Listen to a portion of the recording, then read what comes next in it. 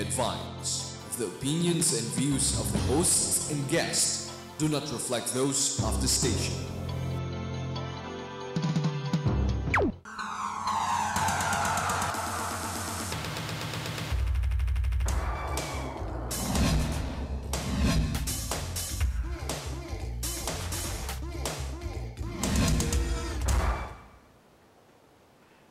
Good morning, Philippines. You're watching the Business Portal, your gateway to health and beauty trends and opportunities. I'm your host, Dr. John Cenica for What's Up, Doc?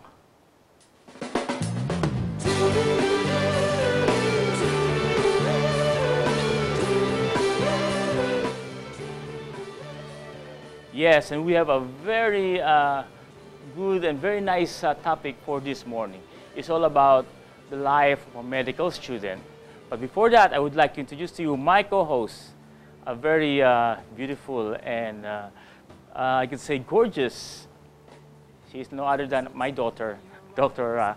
JONNA May Cenica. Good morning, JONNA. Hello, good morning. Good morning, everyone. Good morning to What's Up, Doc. And again, as what you've said, we have a very, very interesting topic right now. And it's not usually tackled in this show. Right. Because it's all about the life of a med student. So today we're taking things a little way back when we were still all in med school. Right, and you know, a life of a medical student is really, I could say, there's always colorful, very colorful and challenging. Very challenging. And we have two guests, of course, a very prominent cosmetic surgeon, an associate of Johnson Cosmetic Surgery, and a member of the International College of Surgeons, no other than Dr. Vincent Lau. Good morning, Dr. Cenica. Good morning, Dr. Cenica, and good morning to all the viewers of the GNN. Yes, and you know, second guest. Our guest, you can introduce our, because she's your friend. Yes, our second guest for today is an intern from Quirino Memorial Medical Center. She's the current president of the interns organization, none other than Dr. Christine Quinto. Good morning, Doctor. Good morning, Dr. Cenica and Dr. Sen, and good morning, Dr. Lau, and good morning to all the viewers of the GNN as well. And if you have any questions regarding our topic for this morning, you can text us at 0922-891-6761, and please indicate your name and location where you're at right now. And our topic is all about what's up after medical school, okay? Let's start for Dr. Quinto. I know Dr. Quinto is a medical intern in Quirino. Yes. She's a newly graduate. What's your undergrad, yung pre-med mo? I took up Bachelor of Science in Biology. Biology? Yeah, that is a 4-year course. So that means it's a requirement to become a medical student Yes. to take off a 4-year Bachelor of Science course, right? So when you say BS Biology, what is this? What is BS Biology? What is biology? Well, I think it's to say it in a proper. It's a study of life. Life. Yes. Okay. It's actually it tackles zoology, different stuff about life, I guess. Yeah. And then after biology course, you go to medical school. Yes, you From have what, to from take, what school? You have to take the NMAT first, and then to qualify, then you try to apply on different medical schools in the Philippines. The reason why I'm saying this, Dr. JONNA, because there are maybe several students right now taking up a pre-med course who wants to go to medical school, and this will be our guide for our pre-med students who wants to go to medical school. And we will also be discussing that after graduation of medical school, what's next? Yes, what's up after? Ano bang plan, di ba? Okay, now when you graduated from pre-med BS Biology, you have to take the NMAT. Yes. And then you have to take up another examination to enter to medical It depends school? on the school that you want to go to. Okay. Like for instances, the San Beda College of Medicine, where I went to for my medical career. Yes, we have an entrance exam, and then after that, like an evaluation, and then we'll just wait for the call. And if we got accepted, then that's it. Oh, okay. Now, where did you graduate medical school? San Beda College. San Beda Yes. College. Okay. Now, is it, Dr. Jonna, is it difficult to be in medical school in your experience? Because during our time and also the time of Dr. Lau, yes, it's very difficult. Of course, Yes. But it's challenging, right? It is. It is very challenging. And it's interesting because it's actually pretty hard to get into med school. It's it's already hard to like finish a 4-year course for pre-med. And actually before, they used to have biology, medtech, nursing for pre-med courses. But actually right now, You can enter to medical you school can enter medical regardless of whatever your yes. course. Some, I have some classmates before who had political science as a pre-med. Oh, really? Yes, I have an engineering classmate, and I also had an architecture. Architectural class. Let's go to Dr. Aaron Lau. Dr. Aaron, what's your undergrad? What's your pre-med? The same with Dr. Quinto. I graduated from BS Biology from UE and then took up my medicine at FU NRMF. FEU. That's, they call it Paris, right? Yes, that's Paris. Paris Stern Stern University. How about you, Dr. Jonna? What's your undergrad?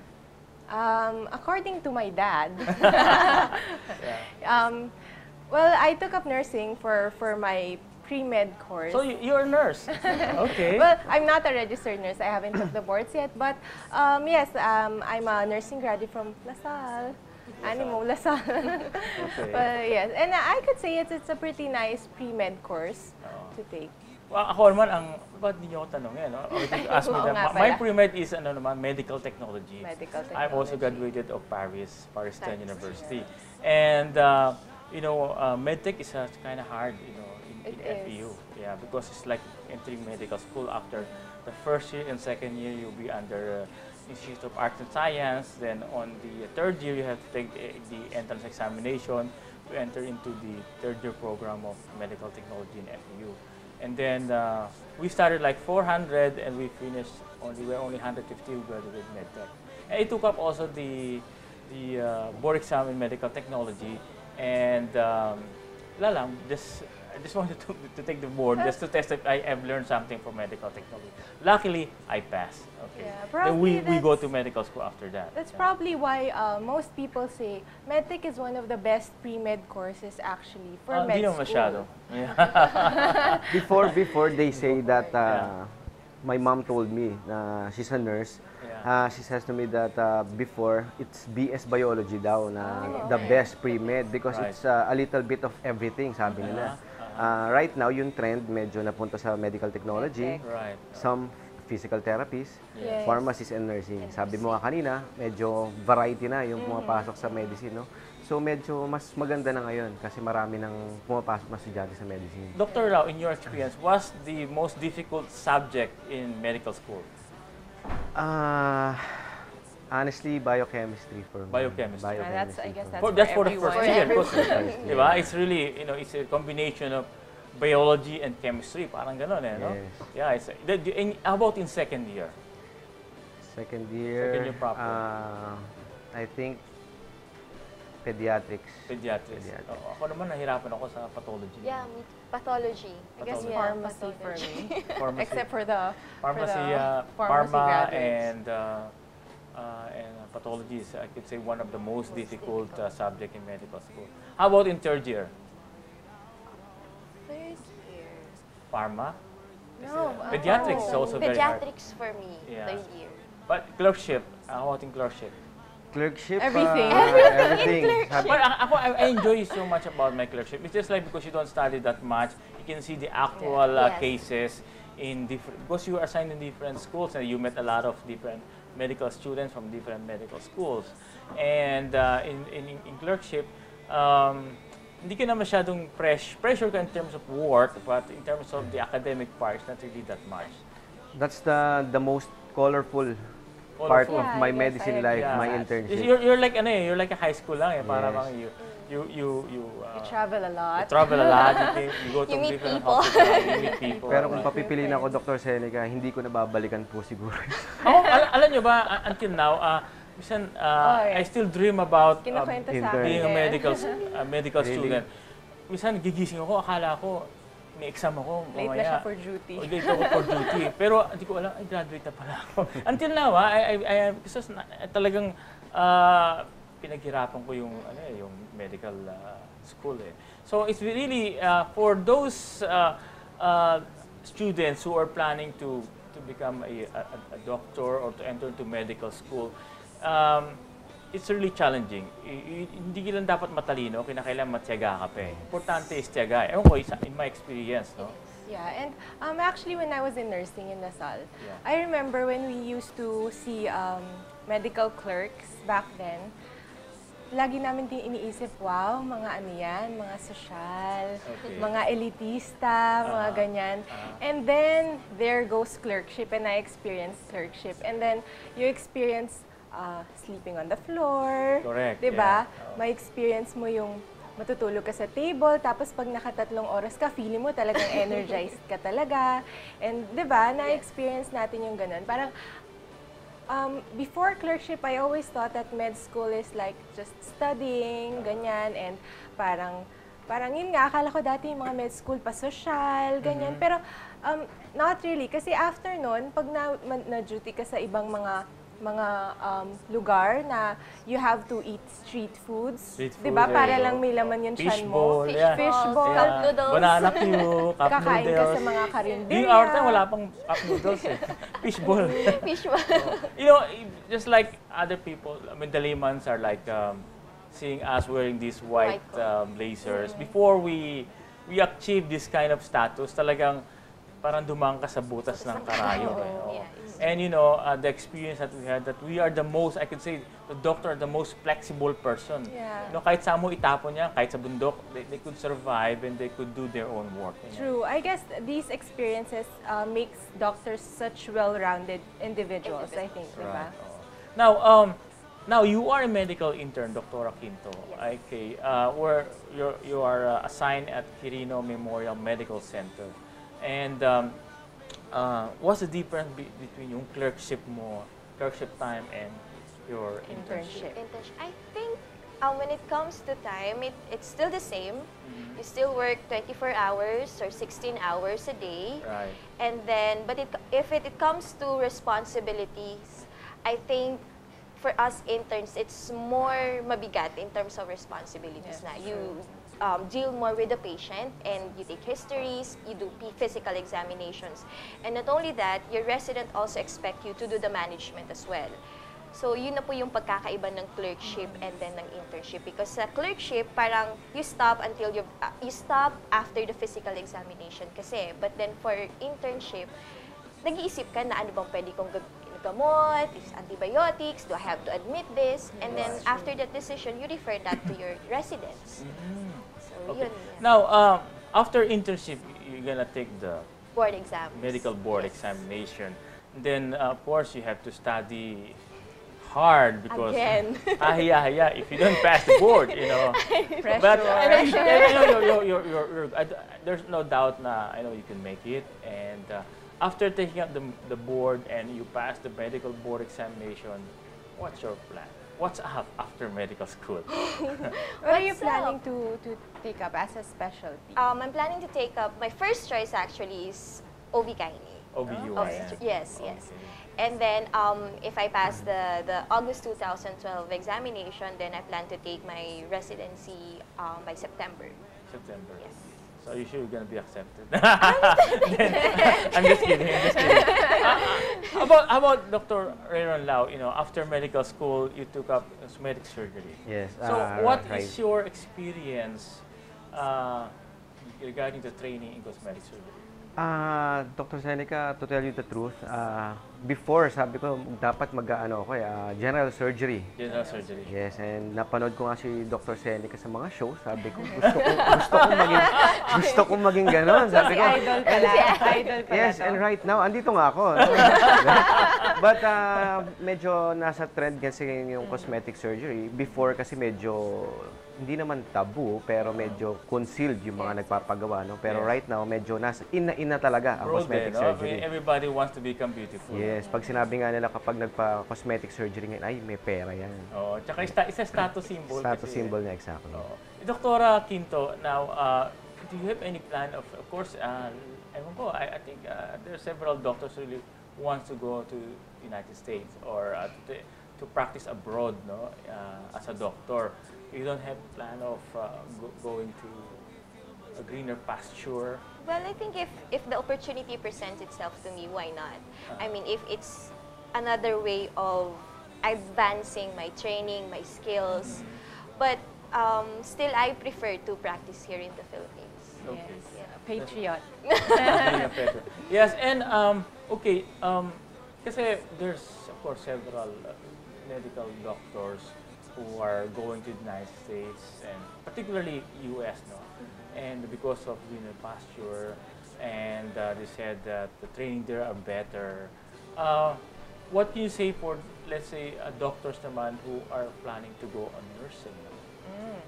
It's also a trend. It's just a trend. It's You a want, they trend want to right go now. to greener pasture. Still You is want to, you have to have a visa of going to the States. I'd say the easiest way of, but not no more, no? Yeah, I think I've heard that It's the decreasing US, already. yeah, they sort of like stop. But there are like around 3,000 doctors who are taking up nursing before. I don't know now, but there's still a lot and several doctors who are taking up nursing. Sina-challenge nila yung pagiging doctor na to become a nurse. Parang, para sa akin, personally, no, is like, parang degrading, no? Doctor, parang nagiging pre-med yung medicine, tapos And then biglang nursing nursing. ka. So, what can you say about Well, that? honestly, I don't think I have in the position to judge them. Yeah. Kasi knowing our health system here in the Yes, Philippines, you can't really blame those doctors who trained and then finished medical degrees and then transferred, sa nursing. Kasi, I mean, I've heard in the hospitals, the pay, especially, I mean, if you want to have a family and whatnot, they have the kids, sometimes you cannot just support them. Yes. So, I mean, it's actually It's more of the financial side. Financial. How about Dr. Lau?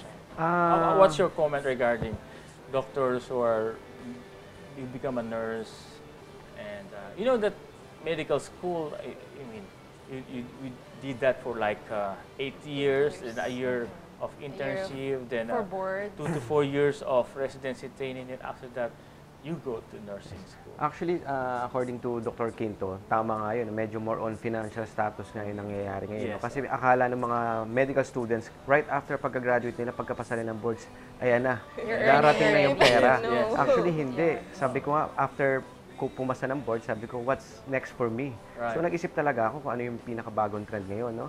So, hindi naman acceptable siguro sa parents ko na pinag-aral ako ng ganong katagal, tapos lilipad lang ako na ibang bansa, hindi ako makikita, at magna-nursing ako. Right. Siyempre, medyo privilege and prestige nila na may anak silang doktor na nakikita Correct. nila dito sa Pilipinas. So, I decided to go into cosmetic surgery.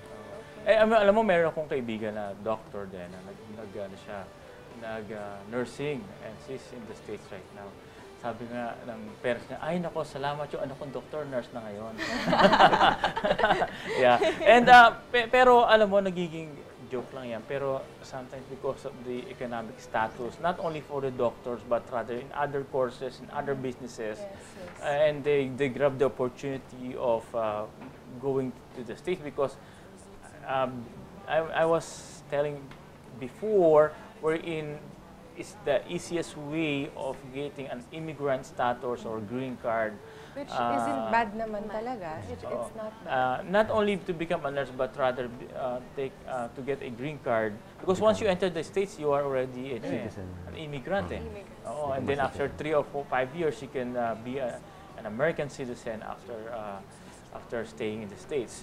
But in our case, what's up for us, let's say for us doctors who are here in the Philippines? And we will tackle that after this break. So, stay tuned. Stay tuned for What's Up, Doc. Okay.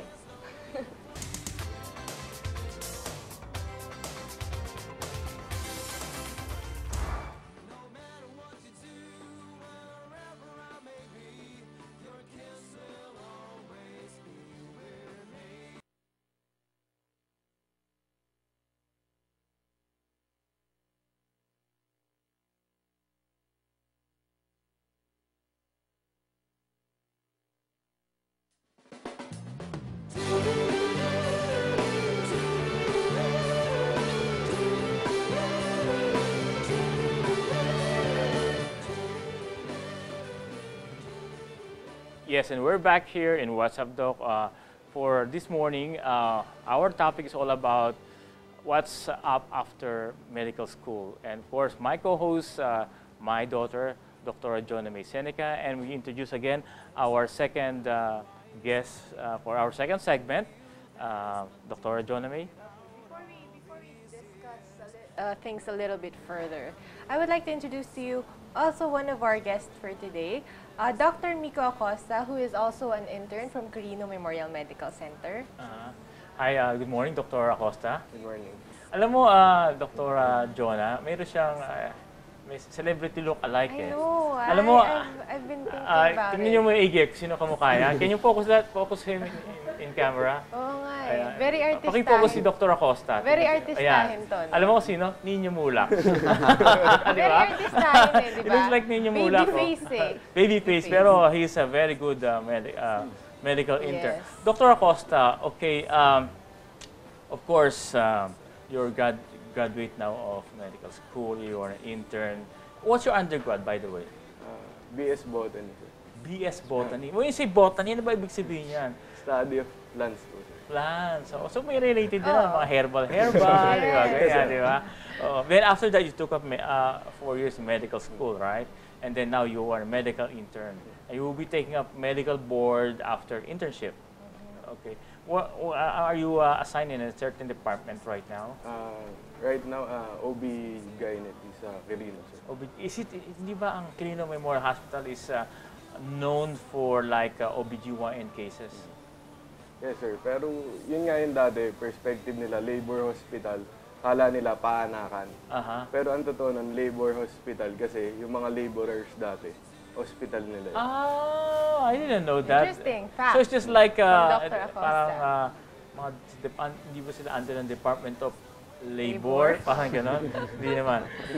Okay, so all the while, even even before I know that Quirino Labor Hospital is everyone's thinking it's OBGYN para sa mga laborers talaga. Yes. Oh, that would be a good. So ngayon they cater na general cases. Okay. Kompleto po tayo. May medicine, may surgery, lahat po. Okay. Okay, after taking off medical school and intern, took up the board exam, what's your plan after, Dr. ACOSTA? Plan ko, sir, mag-o-opta ako, ophthalmology. Ophthalmology. Kasi yung dad ko, nagpa-practice siya sa small time lang naman, sa province. No, ko naman. Alam mo sa province, mas Hindi ako maganda ang practice naniniwala. sa medical. Kilala ko yung dad niya.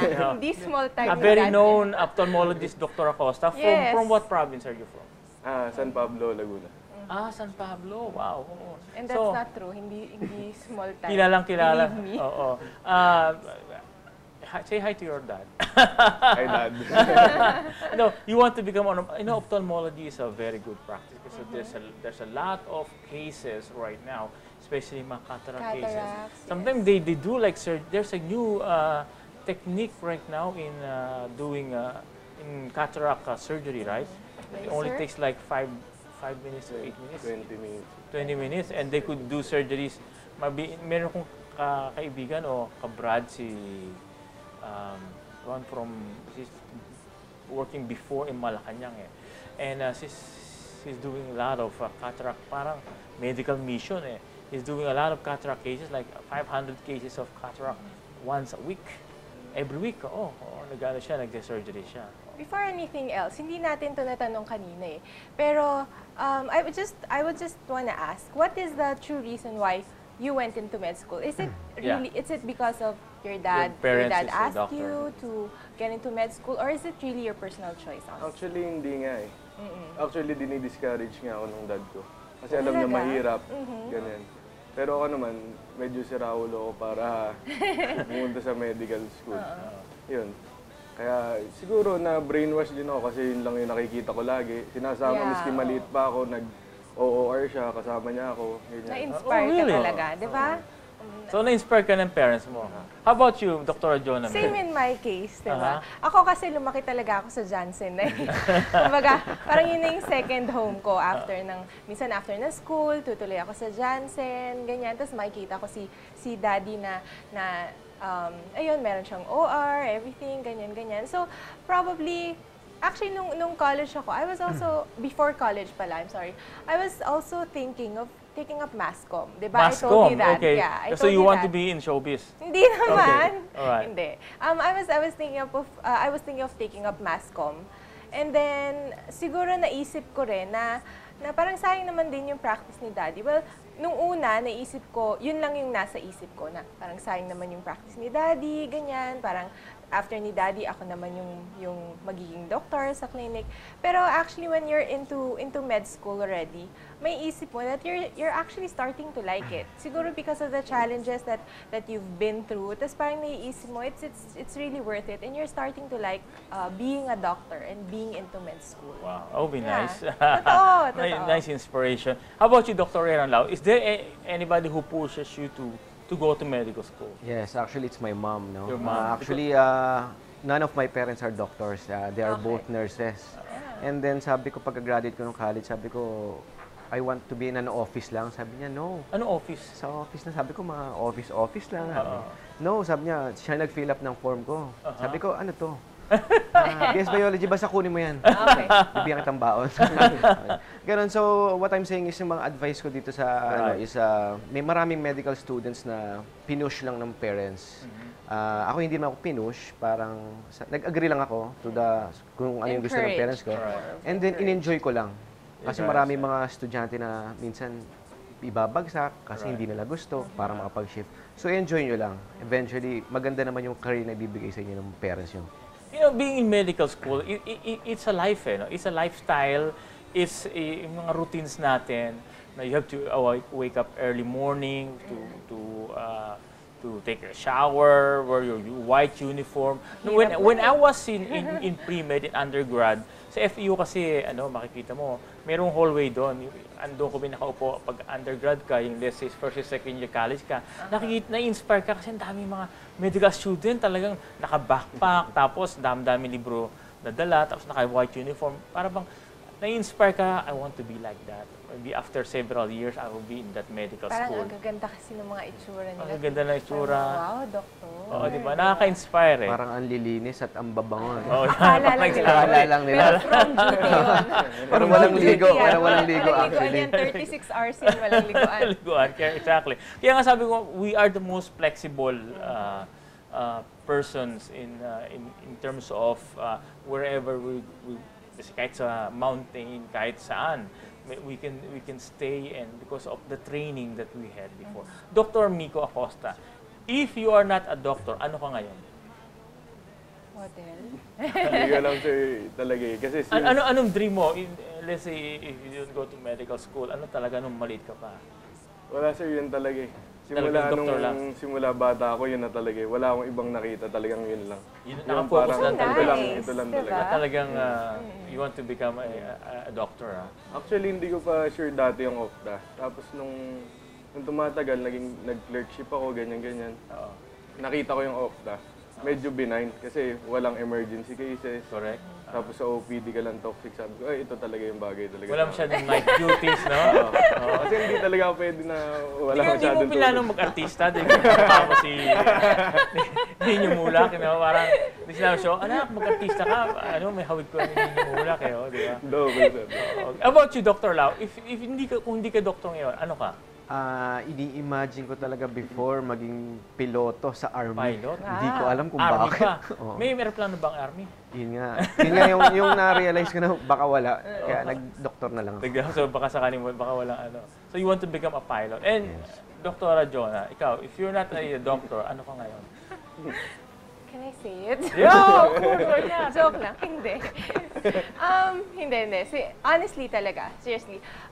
Siguro dahil nga, since I was a kid, I've been seeing you like doing operations, like interacting with really pretty people. Kasi syempre cosmetic surgery. That's the diba? good thing with cosmetic surgery. Yes, exactly. And sabi ko nga, siguro kung hindi cosmetic surgery yung pupuntahan ko, siguro hindi na ako siguro magdodoktor. Kasi cosmetic surgery talaga yung nakikita ko na na parang gusto ko talagang puntahan. I mean, I've been seeing my dad operating, talking with different kinds of people, and cosmetic surgery is very colorful, and you know, parang natuwa ako na sabi ko parang I think I really like this area na ganyan. Okay. You know, the good thing with cosmetic surgery is that, just I could say, Dr. Reyran Lau will agree with me, is that we don't really do treat patients na mga pathologic. Mostly patients who want to become beautiful or to enhance the beauty of what we have. Just like last night, me and Dr. Reyran Lau was in Makati, no, doon sa fashion show ng mga Miss Earth Philippines. Yung social life mo in cosmetic surgery is enhance. Yes, talagang you're in because of course that's part of the industry wherein you have to go to a lot of social obligations, go to parties, and that's where you meet people who really want to undergo the procedure.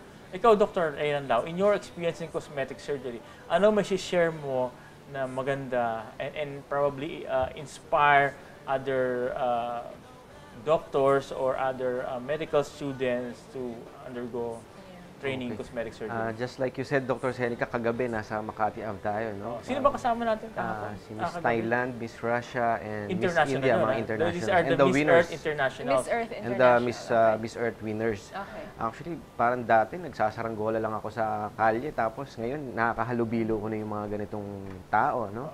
So, yung social responsibility is very important. And nasa cosmetic kami ngayon. Sabi nga ni Dr. Cenica before na hindi itinuturo sa ospital yung people skills, yung the way ka makipagsalita. Yes. Nung nag-enter ako sa cosmetic surgery, medyo doon na-develop yung pakikipag-usap ko sa mga tao. It's essential, eh, no? Your public Yes, speaking, yes, PR, is very it's important. very important. Yeah, that's why we want to also to show this topic. It's all about what's up after medical school. We just want to inspire some other doctors na if you're planning to go on other courses, there's still a chance. The Philippine Academy of Non-Surgical Aesthetics is teaching the non-surgical procedure in aesthetics, no? And 2 weeks ago, we had this workshop in the Midland Plaza wherein we teach several doctors to who wants to learn aesthetics, not the surgical way, but the non-surgical procedures. And we have several. Are there prerequisites for going into that training or workshop? Yeah. Or prerequisites? or only just graduate med school? The only prerequisite that we want in the Philippine Academy of Non-Surgical Aesthetics is you must be an MD, a licensed medical doctor. That's it? Yeah. What are the procedures that was taught, Doctor? That was 2 weeks ago, yung Philippine Academy of Non-Surgical Aesthetics. And I think you're one of the yes, speakers. Yes, I'm one there. of the speakers actually. Wow. I discussed the CO2 fractional laser. We have the sclerotherapy, varicose veins removal. We have RF, radio frequency treatment, both botulinum toxin treatment. So that means that after this workshop, the doctors could learn how to... Actually, it's all about needles, eh, no? Yes, actually, yung mga participants nga namin last week is yung mga doctors na OB, retired anesthesiologists, na medyo gusto na mag-lay low sa practice. Kasi medyo pag OB sila at that age, medyo on-call pa sila na madaling araw, medyo gusto nila medyo relax na sila. So that's why they go to this convention, medyo needles lang, day job. And the good thing with obstetrician pa, because 99% of their patients are women. Yes. And of course, after postpartum, isibihin, pagkatapos mong mga anak, siyempre ito yung pinaka-ugliest part of, ugliest time of being a woman. So everybody wants, of course, to regain back the youthful looks of being from a beautiful to a more beautiful woman after pregnancy. And the reason why one of the reasons why we had this workshop is to teach, especially, we started with the OBGYN before, that because 99% nga of their patients are women, then postpartum, some of the patients ask the obstetricians to where can they go, what doctor they could go, or let's say remove those hyperpigmentations sa leeg nila or a big tummy, wherein if you go on training on PANSA or the Philippine Academy of Non-Surgical Aesthetics, we will teach you how to do this. They could actually treat it and themselves. these are non-surgical. Yes. Even you are a general practitioner, a family med, Yeah, it's and very nice. even ophthalmologists. We have several ophthalmologists who wants to learn about the botulinum toxin, yung mga wrinkle removals, yung mga mesotherapy na yan. And or our participants, varicose vein. Dr. Cenica, came from different areas. Yes. All over We the have Philippines. one from Davao. He's a family medicine doctor, and he came here for that workshop to practice aesthetic medicine in Davao. I guess it's very nice because it's not limited only to cosmetic surgeons or surgeons, No, diba? no, Even no. OB-GYN. Basta you know how to handle needles or syringe, we can teach you the technique and how. That's the good thing about the Philippine Academy of Non-Surgical Aesthetics, headed by Dr. Cenica. Medyo sinishare yung knowledge Yes. to everybody, nice. as long as you're a doctor. It's one of our advocacy in Philippine Academy of Non-Surgical Aesthetics that just like the hanging question here, what's up for doctors here in the Philippines? No, we still have a chance. We can even invite doctors all over the world to come to the Philippines and have the training done. And even our program of the government, the medical tourism, we can invite patients all over the world to come to the Philippines and have the treatment done.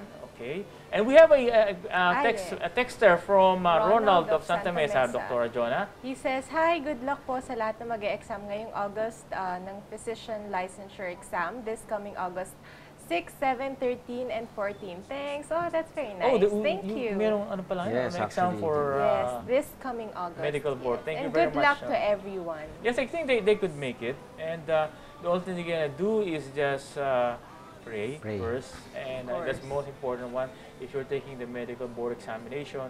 And after that, after passing the board, that's the time. This is what we were talking. What's up after medical school? What's up being a licensed physician? Okay, let's go back again to the non-surgical procedures, Dr. Lau. Now, for you, what's your favorite non-surgical procedures that we can? Sclerotherapy. Sclerotherapy. When you say sclerotherapy, what That's does it mean? that's the medical term, no? Okay. For the layman, it's actually the removal of the varicose veins. As we all know, it's 90% of the women population has varicose veins. So before, ang alam nila, it's opera, vein stripping. Actually, most of the patients actually hindi pa nga aware dito sa mga sclerotherapy na tinatawag. So ang gandang advocacy nung workshop dahil nakakalat yung treatment na sclerotherapy. Dr. Acosta, okay, after taking up medical school and then being an intern, then took the board examination, and then you want to go to ophthalmology. To what particular hospital do you plan to go on training? What's the best training hospital here for ophthalmology? Pareho lang, ewan ko sir. Pero ikaw, in your case, where do Gusto you ko want? sana dito sa Quirino sir. Oh, talagang ano yan, fanatic Kirinonians. I guess it's already an advantage. If you took your internship dun sa hospital na yun, at least when you go on residency, mas kabisado mo na yung ways nila, diba? And you've already rotated in that particular department ng hospital. Do you know that we have several members of the Philippine Academy of Aesthetic Surgery naman who are also ophthalmologists, and they also doing several cosmetic surgery procedures like yung blepharoplasty, Dr. Raylan Lau. Ang alam mo bang there are several doctors who are ophthalmologists doing blepharoplasty. And you know that this botulinum toxin, ito yung which most commonly called as Botox and probably Botox, and ang naging is an incidental lang na it's wrinkle removal, but actually is used for yung mga muscle twitching or blepharism. Ophthalmologists ang naka-discover niyan. But anyway, we have a texter from Miss Lenore Carbonell. May we ask if you have information on what age is the maximum age for one to enter residency, say for psychiatry or geriatric? There's no, I think there's no particular age limit as long you pass the requirements. And you pass the board. You're of course you're a medical licensed physician, and you pass their requirements to enter into residency, I don't There's see no whatever. really Huwag lang age. kung medyo 70 years old na or 80 years old. It's Medyo pretty mahirap na hard for absorption, you. no? We will not be, pag mga 70 years old ka na, hindi ka na resident, ano ka na, patient ka na of geriatrics, okay? So thank you, Lenore. Thank you, Lenore. Yes, let's go back again to the botulinum toxin. Sabi ko nga siya, Dr. Acosta, the founder of this botulinum toxin is, I think, the ophthalmologist initially. Yes. Yes, and it was used as treatment for blepharitis, yung mga nag-twitch, muscle twitch. They found out that after the treatment of botulinum toxin, yung mga wrinkles nawawala. Dr. Ray Ranlao, ikaw, anong experience mo sa botulinum toxin? Actually, maganda ang experience ng patients. Most of the time, mga patients medyo happy kapag nagpapa-treatment ng botulinum toxin. Actually, sinasabi ni Dr. Cenica na OFTA ang naka-invent no? Actually, yung liposuction nga, OB-GYN ang nakapag-invent ng liposuction. And then, naging cosmetic practice na lang halos yung liposuction. Pero OB talaga ang naka-discover ng liposuction po sila. Talaga? Yes. So, yung variety OFTA sa botulinum toxin, and then liposuction is from the OB-GYN. Another that was discovered by an ophthalmologist. There is a medicine right now for eyelash Extension. eyelash I enhancer. purchased one of those. Yes, eyelash enhancer. And this eyelash enhancer is not really meant for eyelash enhancer, for an enhancement of eyelash. glaucoma, actually. It's good for glaucoma. Yeah. And it's also ophthalmologist. And this Kaya maybe, oo. siguro, after a while, si Dr. Acosta, makikita natin, practicing ophthalmology, but later on, medyo, Dr. Cenica, can you teach me how to do botulinum toxin? And the same thing with, glutathione. Glutathione was made... It's an antioxidant. It's an antioxidant. It was made as an antioxidant, Dr. Lau. What can you say about glutathione? Yes, it was discovered for antioxidant, but they found out the side effect is whitening.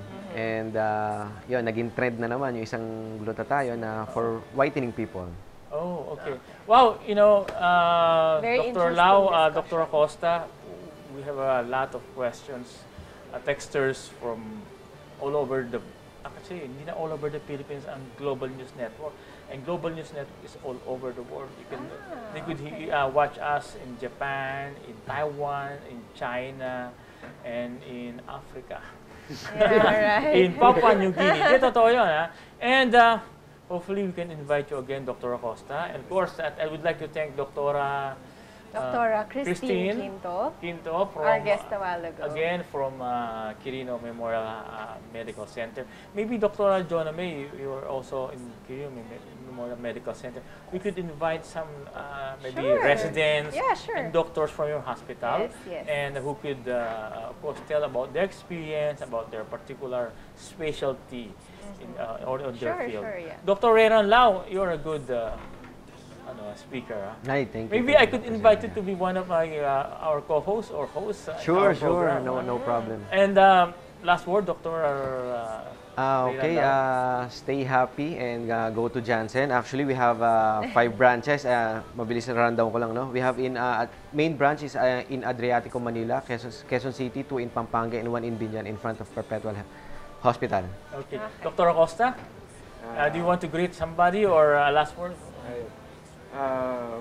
Good luck lang sa girlfriend ko. Yeah. Kukuha siya ng board. Medical board is Alright. coming. Tsaka August. yung mga friends Yes. niya. Wow, good luck to all board people who are going to take the board exam for this coming. How about Dr.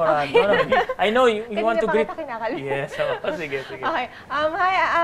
I just want to greet my friends who are celebrating their birthdays. I'd like to greet Dr. Ana Estacio, Dr. Ian Chu, and Dr. Shane Escoto. Happy birthday, guys! See you later. Yes, and okay, we will hopefully this next week, we'll have a very good, interesting topic. And again, I would like to thank all my guests and my co-hosts, Dr. JONNA Thank you so Cenica, much, guys. and this is Dr. John Cenica for What's Up, Doc.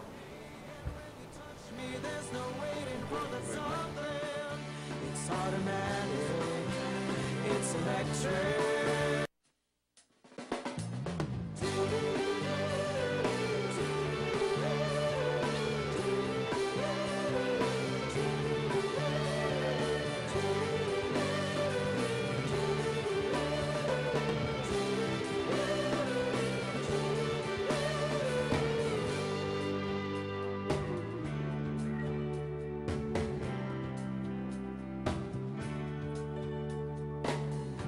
there's a tear in your eyes.